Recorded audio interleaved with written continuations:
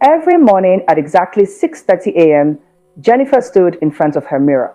Not the mirror in her bedroom, that one was cracked and dull, but the small, oval mirror placed carefully on her wooden table. The mirror had scratches around its edges, and the glass looked old, almost tired, like it had seen too much.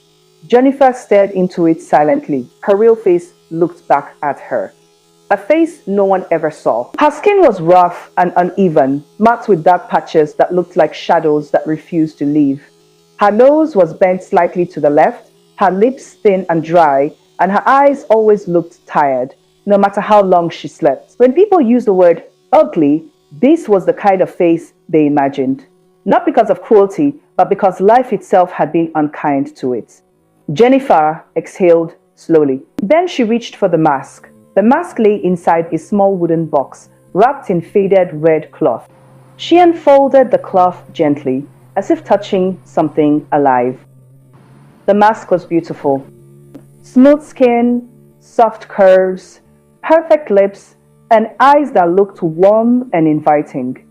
Anyone who saw it would instantly feel drawn to it. Her late mother had made it. No one ever knew how. No one ever asked. Jennifer lifted the mask with trembling hands and placed it over her face. The moment it touched her skin, something shifted. Her posture straightened. Her breathing became steady. Her reflection changed completely. The ugly face was gone. In its place stood a stunning woman, flawless skin, radiant eyes, and a beauty that demanded attention without asking for it. Jennifer adjusted her hair, wore a faint smile, and whispered softly, "Another day."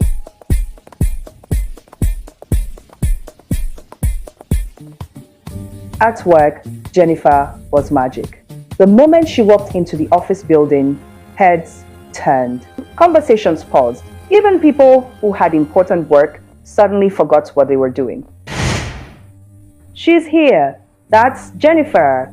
God, she's beautiful." Men admired her openly. Women admired her secretly.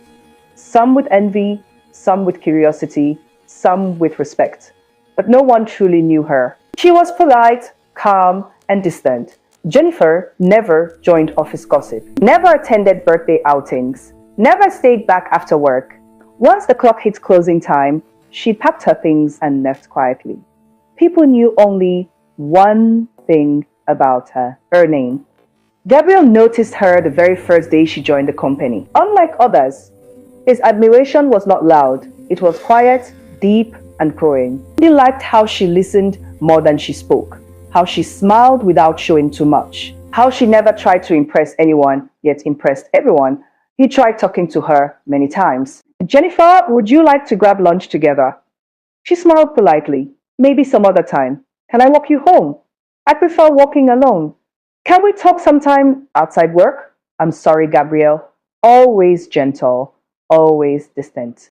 Never rude, never close. Weeks turned into months, months into a year. Jennifer remained a mystery.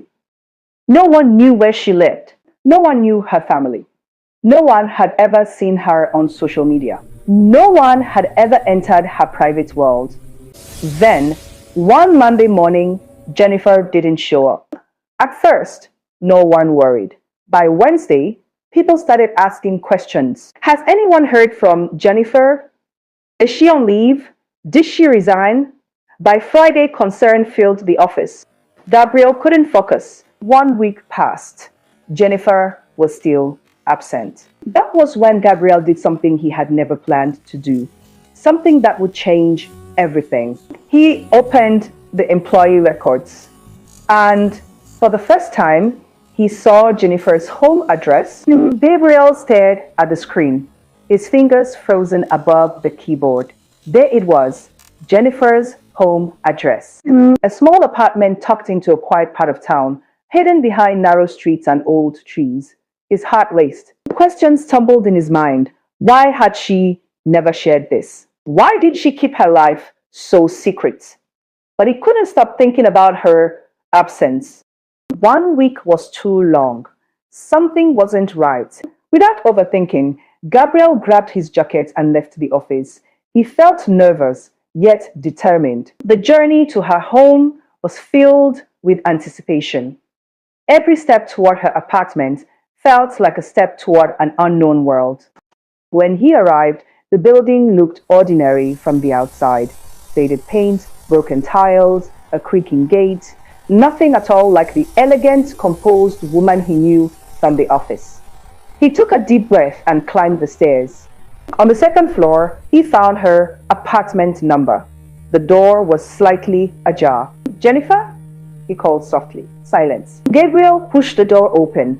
The first thing he noticed was the stillness, the eerie calm of a place untouched for days. Papers lay scattered on a small table. A coat hung neatly on a chair, and a faint smell of medicine lingered in the air. Then he saw her. She was lying on the bed, pale and frail. Her hair clung to her face, which was pale, blotchy, and completely different. The mask of beauty that she wore at work was nowhere in sight. Gabriel froze. Whoa. His eyes widened. This wasn't the Jennifer he knew. This was a woman broken by illness, exhausted, and ugly, at least by the standards he had been taught to admire. But he couldn't look away. There was something haunting in her vulnerability, something that reached past the layers of beauty he had admired. "Jennifer!" His voice trembled. She stirred slightly, opening her eyes. The eyes, though tired and dull, held a flicker of recognition. She tried to speak, but cups shook her body violently. Gabriel rushed to her side, helping her sit up and handing her a glass of water. His mind raced. All this time, she's been hiding herself. Hiding like this? He remembered the rumors, the admiration from colleagues, the whispers about her beauty, all of it built on a mask, a literal mask. "Gabriel, you shouldn't be here," Jennifer whispered, her voice weak but firm. "Shh, it's okay."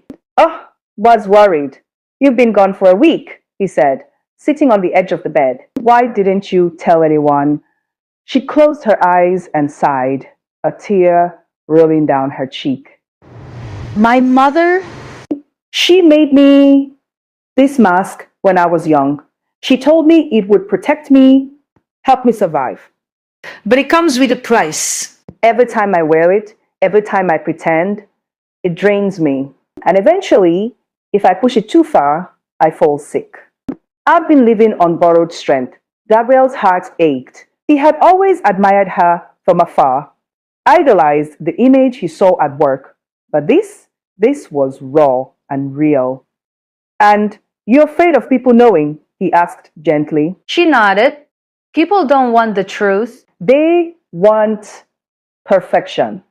I gave them that. It's not me." Gabriel reached for her hand. For the first time, he didn't see the mask. He didn't see the beauty everyone at the office praised. He saw Jennifer, the real her, and something changed inside him. He realized he didn't care about the mask anymore. He didn't care about beauty. All he wanted was for her to live, for her to be safe, for her to know she wasn't alone. "You're not alone," he said softly. "I'm here. I'll help you. No one else needs to know." Jennifer looked at him with a mixture of fear and relief. Her lips quivered. "It's dangerous." "The mask, if I wear it again, it could kill me." Gabriel's resolve hardened. He had always admired her from a distance, but now, seeing the truth, he understood her completely. He knew he would protect her, even if it meant facing the consequences of secrets that were never meant to be uncovered. As the night deepened, Gabriel stayed by her side. For the first time, Jennifer let someone in. Not just the beautiful mask everyone adored, but the fragile, exhausted woman hiding behind it. Little did they know, the mask wasn't just a secret of beauty. It carried something darker, something that Jennifer's mother had never revealed. And the cost of wearing it was far from over.